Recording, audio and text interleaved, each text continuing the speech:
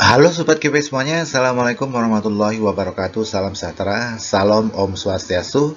Semoga Sobat KP semuanya dalam keadaan sehat dan selalu semangat mempersiapkan diri menghadapi seleksi P3K guru khususnya di tahap kedua tahun 2025. Oke, dalam video kali ini saya akan membahas tentang learning theory from Robert Gagne atau yang biasa dikenal dengan teori belajar Gagne. Oke, ya. Bagi rekan-rekan yang baru hadir di channel Guru Peduli, jangan sungkan-sungkan untuk ringankan jari Anda, klik subscribe, dan jangan lupa untuk menyalakan loncengnya sehingga Sobat KP semuanya tidak ketinggalan dari video-video terbaru dari kami. Kalau sudah, mari kita lanjutkan ke soal-soal yang sudah saya persiapkan. Sekali lagi saya ingatkan, video kali ini kita akan membahas tentang Robert Gagne Learning Theory. And I would suggest you guys to stop worrying and start joining us. And let's have a look at the questions I have prepared here. Soal nomor 1, okay. According to Robert Gagne, learning is best defined as A, B, C, D, or E. Silahkan rekan-rekan pilih kira-kira jawaban yang tepat yang mana. Kemudian soal nomor 2, which of the following statements aligns with Gagne's view of learning? Ada 5 pilihan jawaban di sini, silahkan dipilih yang mana menurut Anda yang tepat. Oke. Ya, kalian bisa pause dulu untuk membaca dan kemudian menjawab. Ya. Kalau sudah, mari kita lihat jawabannya apa dan nanti akan saya jelaskan dari definisi tentang learning from Robert Gagne. Oke.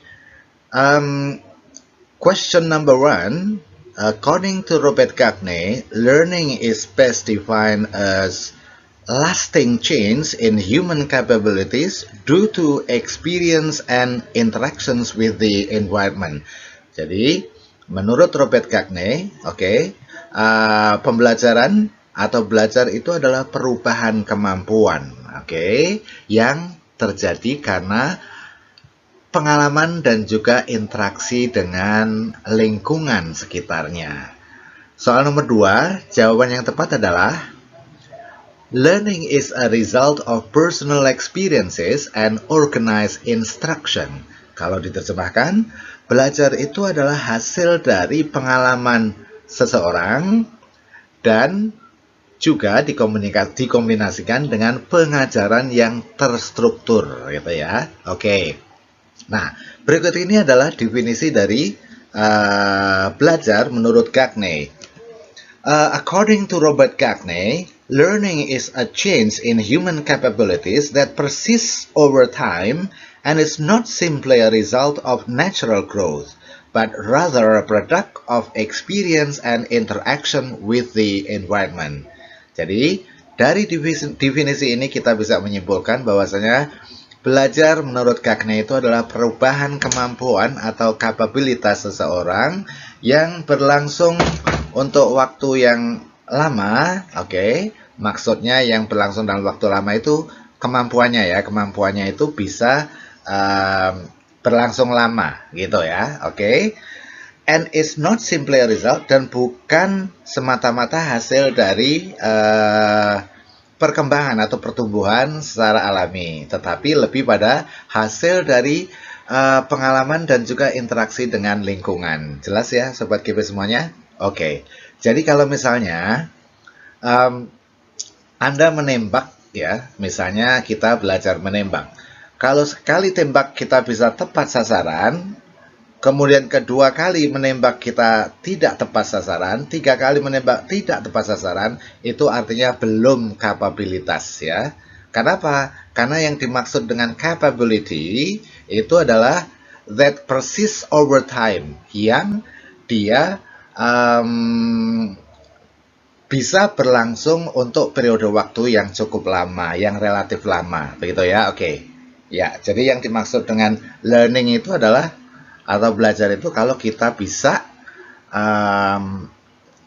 melakukan sesuatu untuk waktu yang konsisten, bukan hanya sekali saja, gitu ya. Ya, ini adalah definisi belajar dari Robert Gagne.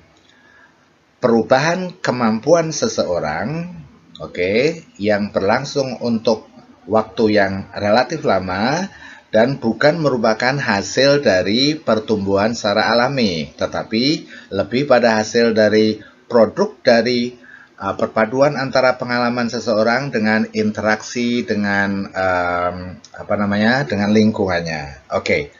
Ya. Jadi pilihan jawaban nomor 2 itu adalah learning is a result of personal experiences, ya, pengalaman-pengalaman pribadi seseorang, dan juga dipadukan dengan organized instruction. Which of the following is not one of Gagne's 5 categories of learning outcomes? Seperti kita ketahui, ya, salah satu yang terkenal dari Robert Gagne itu adalah 5 kategori hasil pembelajaran. Oke, yang mana yang tidak termasuk? Oke, ya, dari soal nomor 3 ini, ya, intellectual skills itu termasuk salah satu dari Robert Gagne's 5 categories. Oke, verbal information juga masuk. Cognitive strategies, sorry, ini salah spelling, ya, misspell. Cognitive strategies juga masuk. Ya, yang tidak masuk adalah emotional intelligence. Oke, motor skills juga ada. Nanti akan saya jelaskan. Kemudian number 4, which category of learning outcomes involves problem solving and rule application? Kalau kemampuan memecahkan masalah dan juga menerapkan rule, ya, di dalam suatu hal yang berbeda, itu kira-kira termasuk learning outcome yang mana? Ya, ini termasuk learning outcome intellectual skills. Ya, untuk lebih jelasnya, ya, Sobat KP semuanya, menurut Robert Gagne ada 5 kategori hasil belajar, ya, yang masing-masing berbeda. Oke, kita lihat. Yang pertama adalah verbal information. Apa itu yang dimaksud dengan verbal information? Verbal information itu adalah the ability to recall and state facts, concepts, and also principles. Kemampuan untuk mengingat, ya, atau menyebutkan kembali, ya, fakta, konsep, dan juga prinsip. Contohnya misalnya remembering historical dates, ya, mengingat data-data historis atau tanggal-tanggal historis, dan juga explaining definition, menjelaskan suatu definisi. Kemudian yang kedua adalah intellectual skills. Apa itu yang dimaksud dengan learning outcomes intellectual skills? Itu adalah the ability to apply learned rules, ya, and concepts to solve problems. Untuk menerapkan atau kemampuan untuk menerapkan aturan-aturan atau konsep yang dipelajari, ya, untuk memecahkan suatu masalah. Misalnya adalah solving mathematical equations atau classifying objects dan lain sebagainya. Oke. Kemudian cognitive strategies itu adalah the ability to control and regulate one's own learning and thinking processes. Jadi kemampuan untuk mengontrol atau mengatur, ya, cara belajar dan juga cara berpikirnya sendiri. Oke, ya. Ini misalnya contohnya adalah using problem solving techniques and also developing study strategies and so on and so on. Oke, berikutnya motor skills itu adalah the ability to perform physical actions with precision and coordination. Kemampuan untuk melakukan kegiatan fisik dengan tepat dan koordinasi yang tepat. Oke, contohnya misalnya bermain gitar, ya, bermain keyboard, or playing musical instruments. Ya, the last one is attitude. What is that attitude? Learning outcomes attitude itu adalah the development of personal beliefs, ya, berkembangnya keyakinan seseorang, ya, nilai-nilai seseorang, dan juga motivasi yang dapat berpengaruh kepada perilaku kita. Misalnya, itu adalah appreciating teamwork, showing empathy, ya, expressing gratitude when we get something from somebody else, ya. Itu tadi contoh-contohnya. Jadi, ada 5 kategori hasil belajar menurut teori Gagne. Yang pertama adalah verbal information, yang kedua adalah intellectual skills, yang ketiga adalah cognitive strategies, Yang keempat, motor skills. Dan yang terakhir, kelima adalah attitudes. Oke, coba mari kita lanjutkan dengan soal-soal berikutnya. Oh, sebelum saya lanjutkan, for you guys who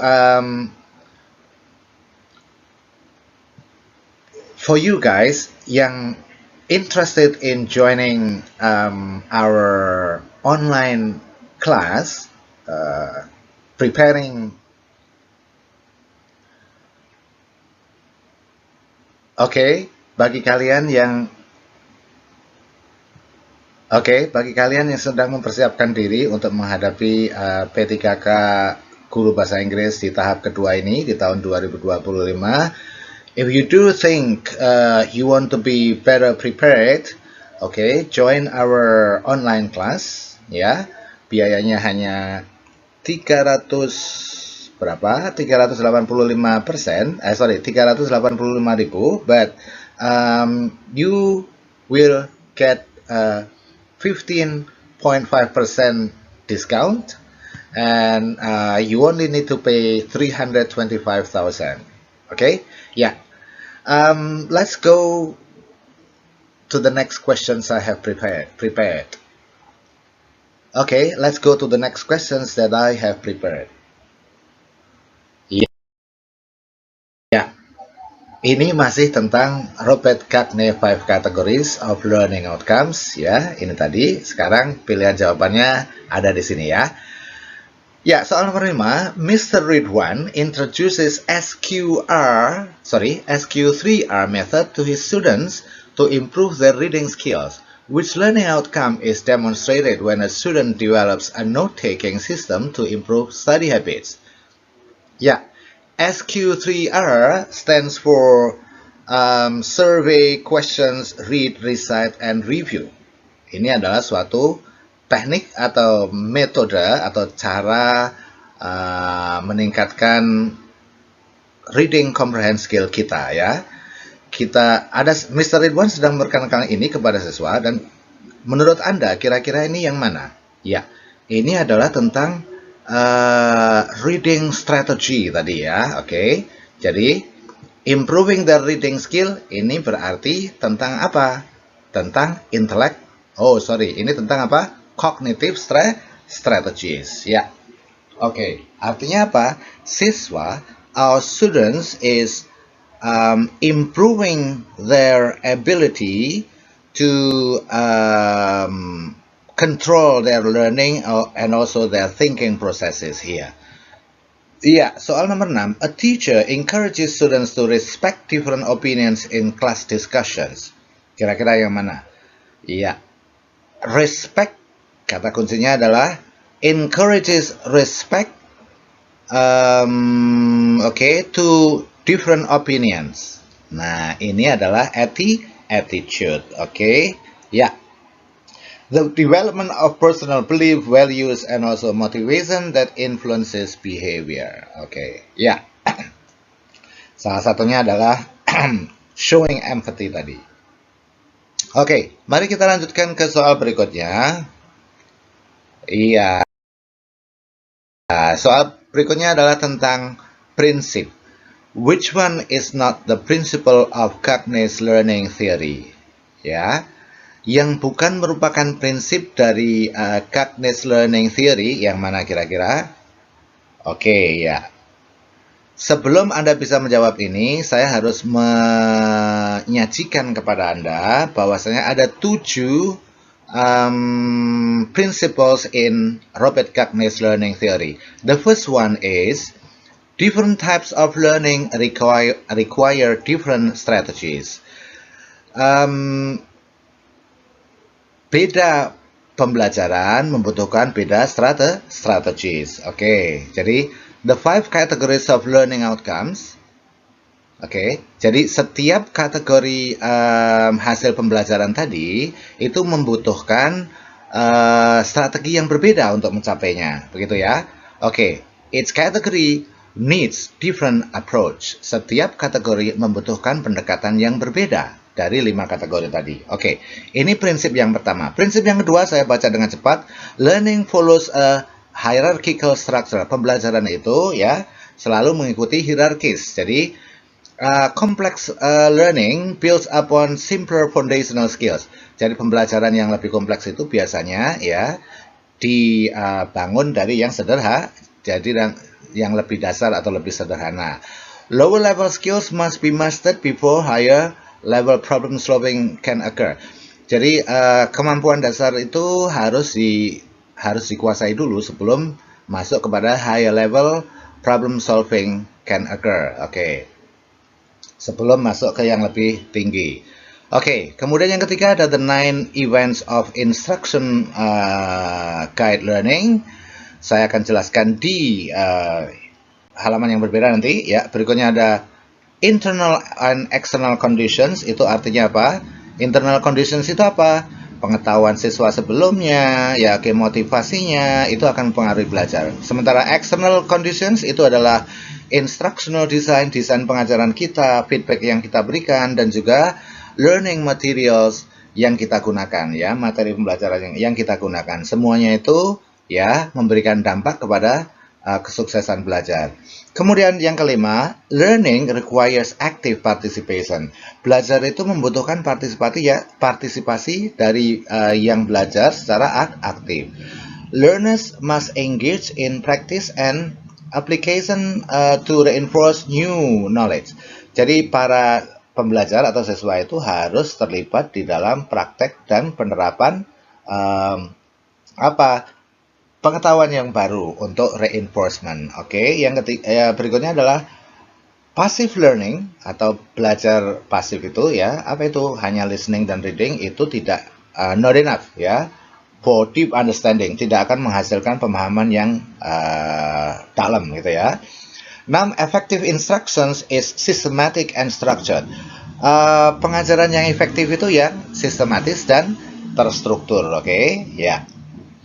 Lessons should be logically organized to match the learner's cognitive process dan sebagainya. Kemudian yang ketujuh, transfer of learning is essential. Perlu adanya pemindahan pengetahuan, ya, oke. Learning should be designed to help students apply their knowledge in real-world situation. Pembelajaran itu harus didesain untuk membantu siswa mampu menerapkan pengetahuannya dalam dunianya nyata, gitu ya, oke. Kemudian providing examples, case studies, and also opportunities, memberikan contoh, kemudian studi kasus, dan juga kesempatan untuk praktek in different context, dalam konteks yang berbeda, itu enhances retention, akan meningkatkan daya ingat si siswa tadi ya, oke. Nah, dari 7 ini mana yang bukan yang ada di sini ya? Learning follows a hierarchical structure, betul. Different types of learning outcomes require different structural strategies, betul. Learning occurs best through punishment. Pembelajaran atau belajar itu akan terjadi dengan baik kalau ada melalui punishment, hukuman, dan repetition of mistakes, dan pengulangan kesalahan. Salah. Jadi yang tidak termasuk adalah Charlie. Oke. Jelas ya rekan-rekan semuanya? Delta ada both internal and external condition influence the learning process, and also effective instruction should be systematic and structured to support learning. Oke. Ada juga ya. Oke, berikutnya. Iya. Nah, ini tadi adalah yang ketiga ya, tentang the 9 events of Gagness instruction. Sekarang, ada 9 event of Gagness instructions. Yang pertama adalah gain attention. Artinya pada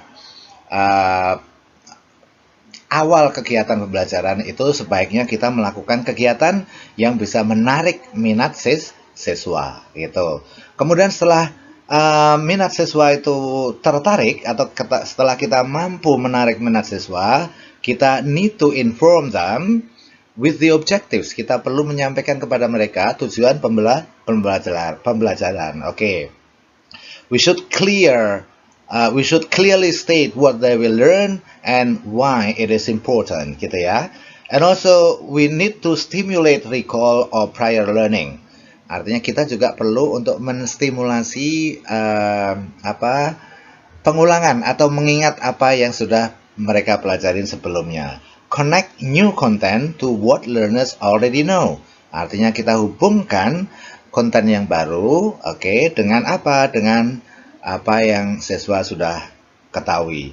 Kemudian ada present the stimulus, atau new content. Kemudian provide learning guidance, elicit performance practice, have learners apply what they have learned through exercises or problem solving, provide feedback, give corrective and reinforcing feedback to guide improvement, assess performance, evaluate if learners have met the learning objectives or not. Kita melakukan assessment terhadap kinerja siswa atau pencapaian siswa, kita evaluasi apakah mereka sudah mencapai tujuannya atau belum. Dan yang terakhir adalah enhance retention and transfer.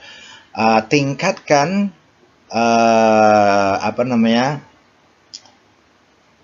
ingatan siswa itu ya, supaya lebih lama gitu ya, their knowledge in different situation. Retention itu adalah mempertahankan gitu ya. Jadi how do we retain the students' knowledge? Bagaimana kita mempertahankan pengetahuan siswa itu di dalam pengetahuannya supaya nggak lupa-lupa gitu ya. Nah, sekarang kita lihat, a teacher starts a lesson by showing a surprising video related to the topic. Which of Cagnes events is being applied? Saya kira Anda tahu ya. A teacher starts a lesson by showing a surprising video related to this topic. Nah, ini sebetulnya tujuannya adalah apa? Untuk gaining the attention, jawabannya. Kemudian yang soal nomor 9, during a corporate training session, ketika sedang mengajar di dalam corporate training, a teacher or the trainer clearly states, dengan jelas menyebutkan, by the end of this session, setelah sesi ini, you will be able to analyze customer behavior patterns. Anda akan dapat menganalisa pola perilaku customer. Kira-kira ini apa? Iya, informing learners of the learning objective. Itu ya sobat sebenarnya. Nah, 9 events of instruction ini ya, atau 9 tahapan mengajar ini sangat khas ya dari Cagnes. Jadi teman-teman harus ingat, ada gain attention, ada sharing objective, ada reviewing ya, and connecting to the new material, kemudian ada provide learning guidance ya. Maksudnya offer explanation, examples and strategies to help students understand better gitu ya. Dan seterusnya dan seterusnya. Ya. Berikutnya soal nomor 10. A professor starts a lecture by asking students, can anyone recall what we learned in the last session about supply and demand? This is an example of what? Yes. This is an example of number 3. Apa itu? Stimulate recall and prior learning. Ya. Ya, itu tadi 10 soal tentang Cagnes theory. Sekali lagi, ini di dalam bahasa Indonesianya ya. Kalau Anda mau menjawab, misalnya, menurut Cagnes, belajar adalah perubahan tingkah laku yang relatif menetap sebagai hasil dari apa? Pengalaman, perpaduan antara pengalaman dan juga pembelajaran.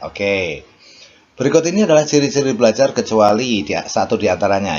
Ada satu yang bukan ciri-ciri belajar, apa itu? Ya, perubahan yang terjadi bersifat menetap, betul. Perubahan yang terjadi sebagai oleh faktor pertumbuhan, tidak. Charlie yang salah ya. Ya, kemudian karena apa? Karena menurut Cagnes tadi ya, belajar itu adalah perubahan tingkah laku yang terjadi karena adanya usaha si pelajar ya, dan perubahannya bersifat menetap, dan adanya kemampuan baru, maksudnya kemampuan baru inilah yang tetap gitu ya, dan dilakukan secara sadar. Soal nomor 3, kecuali salah satu di antaranya, seseorang yang memiliki motivasi belajar tinggi ditunjukkan oleh perilaku apa? Iya, kalau orang yang motivasi tinggi itu tidak merasa puas, artinya Charlie ya. Ya. Soal nomor 4, belajar adalah proses berpikir yang sangat kompleks. Pengetahuan yang telah dimiliki sebelumnya sangat menentukan hasil belajar. Ini adalah teori kognitif. Oke, ya. Sobat KP semuanya, jangan lupa kalau Anda mau join dengan bimbel online P3K 2025 khususnya untuk guru bahasa Inggris, silahkan hubungin di nomor WA 085947268588 ya. Drop message ya, oke. Hanya Rp325.000. Thank you very much. Semoga bermanfaat and see you in the next video. Wabillahi taufiq walhidayah. Wassalamualaikum warahmatullahi wabarakatuh.